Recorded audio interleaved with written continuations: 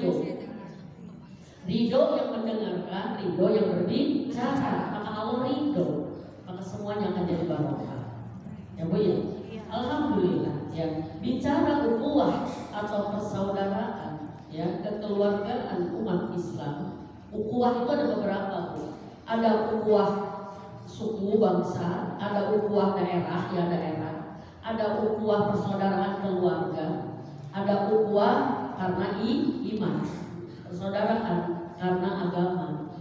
Kita maaf kalau ada ibu-ibu di sini bukan orang Sunda, misalkan contoh Punten, orang Padang aja. Kalau ketemu sesama orang Padang di Bandung itu beda Bu, ya kan?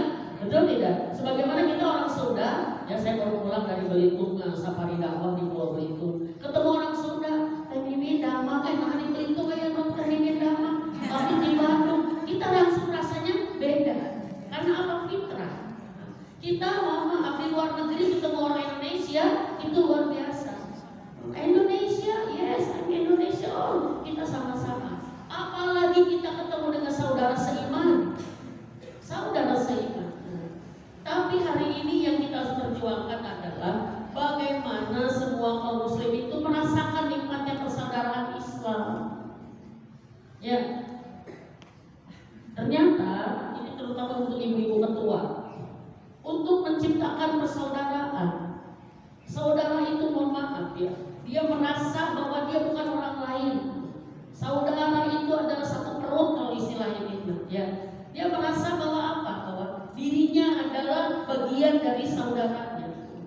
Dan perkara saudara ini selalu dikaitkan Rasulullah dengan iman.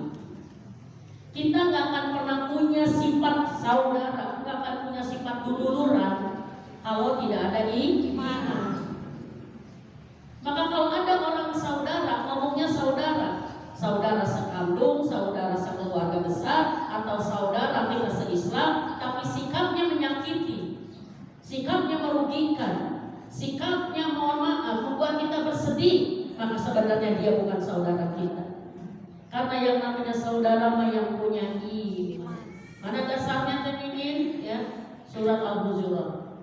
Innamal mu'minuna ikhwah. Setiap mukmin itu bersaudara.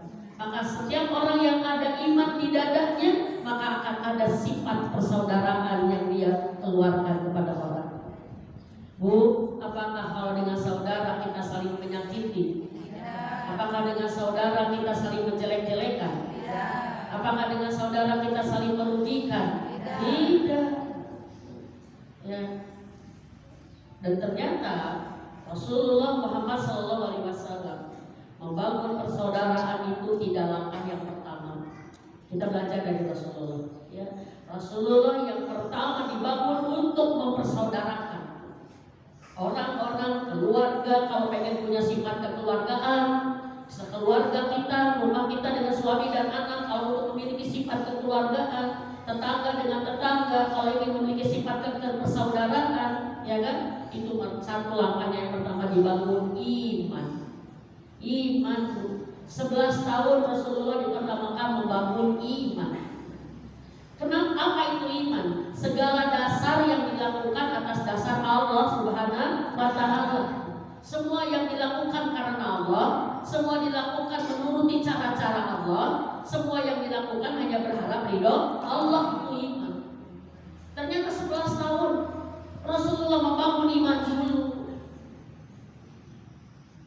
Sudah semuanya fokus karena Allah, sudah niatnya ibadah karena Allah, beres itu. Karena kalau kita bersama-sama beda tujuan, tidak karena Allah semuanya ribet. Ia niatnya ibadah, ia niatnya untung, ia inginnya pengen pamer, ini ingatnya pengen dipuji, ini inginnya nggak bisa nyambung. Harus sama dulu, harus karena Allah dulu. Ya, karena selain karena Allah, kata Ibnu Qayyim, ya, orang ikhlas itu karena Allah, dan semua orang merasa dia karena Allah. Tapi pada saat dia dilihat betul karena Allah, tidak, ternyata rata-rata kita semua belum karena Allah.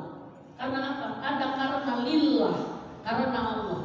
Ibu karena Allah itu apa? Niatnya hanya karena ingin ridho Allah, niatnya hanya karena ingin balasan dari Allah, niatnya karena menjalankan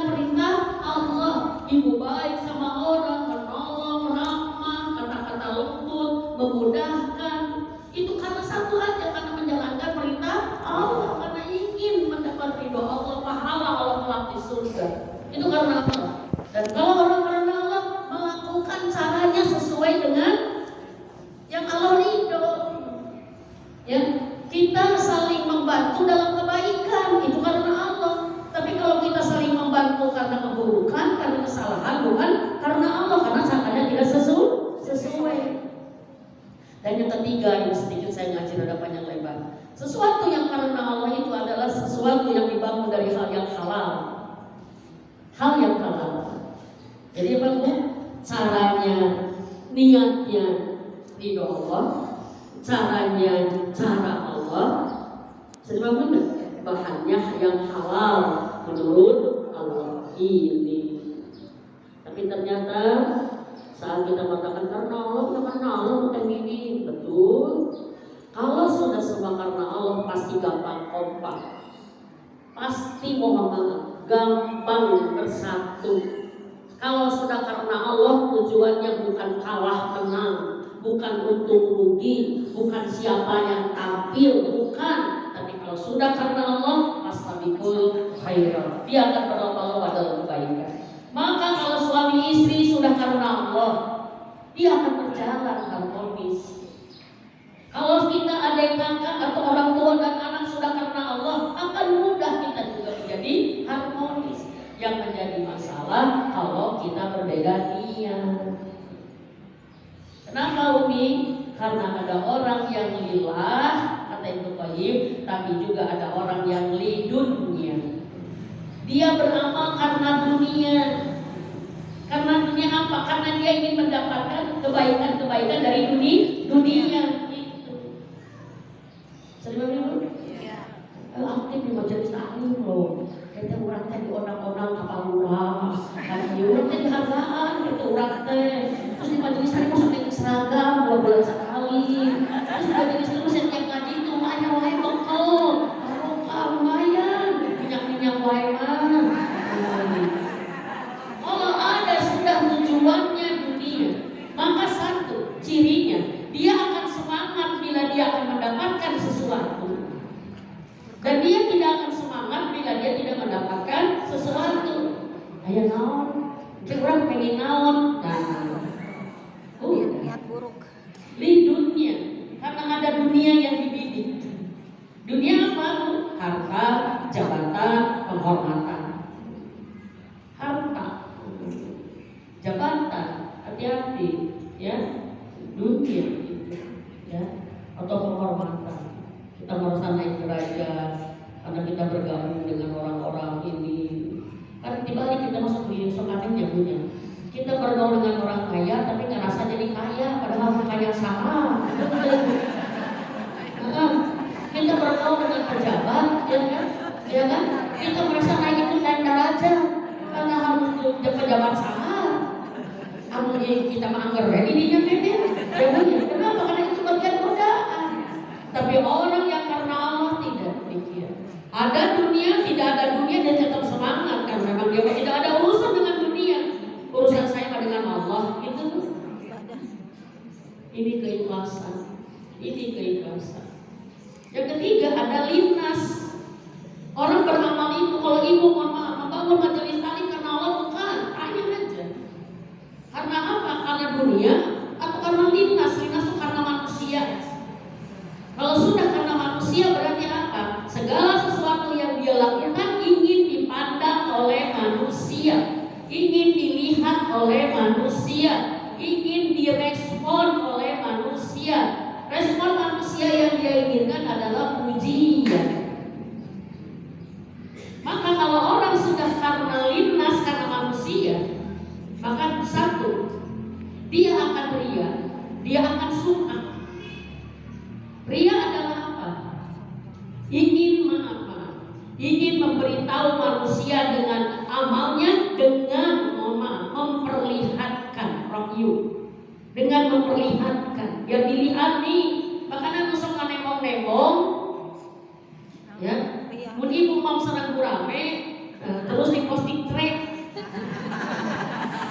Alhamdulillah nikmat bisa gurame bakar. Tujuannya hati-hati mah.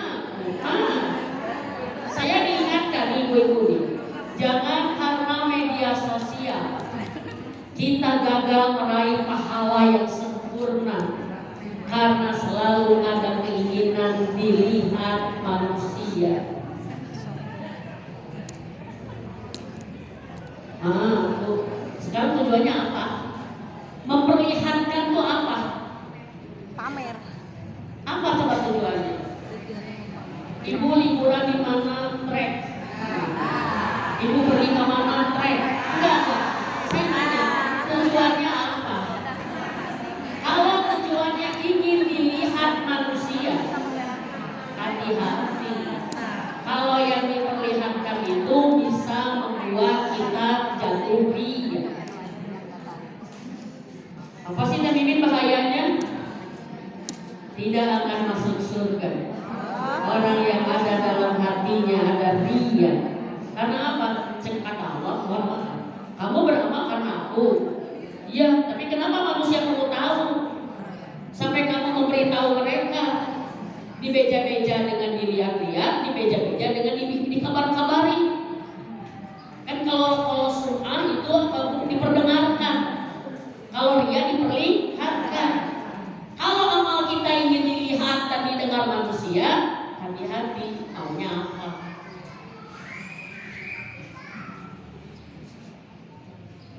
Kita harus lebih menjaga amal kita biar selamat. Karena ada orang mengaku yang tidak punya pahala itu karena dia tidak beramal. Tapi ada orang yang tidak punya pahala, padahal dia beramal, tapi pahalanya kesalahan. Nanti di yaumil akhir akan ada orang yang terkejut. Dia merasa bahwa dia pasti masuk surga karena mengingat kebaikan dia yang begitu banyak. Dari mulai ibadah tahajudnya, dari mulai puasanya, dari mulai hatam Qur'annya, dari kajian-kajiannya, dari mulai infak ke masjid, membangun masjid, umrohnya, hajinya, memelihara anak yatim, dia udah merasa pede bahwa saya masuk surga. Tapi pada saat Allah mengatakan kamu ke neraka, dia protes. Ya Allah, mana keadilanmu? Bukankah engkau akan membalas setiap amal-amalku dengan pahala? Dan pahala ini mengantarkan aku ke surga. Engkau tahu aku di dunia sibuk beramal ya Allah, banyak amal ya Allah. Tapi kenapa aku ke neraka? Kata Allah mengatakan, aku membalas seorang yang beramal karena aku. Siapa yang beramal karena aku, pahalanya surga. Tapi kalau orang beramal karena bukan selain aku, maka aku pun sudah membalasnya. Bukankah kamu tahajud ini disebut orang soleh? Dan orang sekitar kamu sudah mengatakan kamu ahli tahajud dan kamu mendapat pujian karena tahajud itu. Bukankah karena kamu ingin hatam Quran karena disebut ahli Quran dan orang sudah memuji kamu sebagai ahli Quran? Bukankah kamu ahli sedekah karena ingin disebut dermawan dan orang sudah memuji kamu sebagai dermawan? Lalu apa yang kurang kata Allah? Semua sudah dibalas dengan tujuan masing-masing. Aku hanya akan membalas yang tujuannya kepada aku. Hati-hati.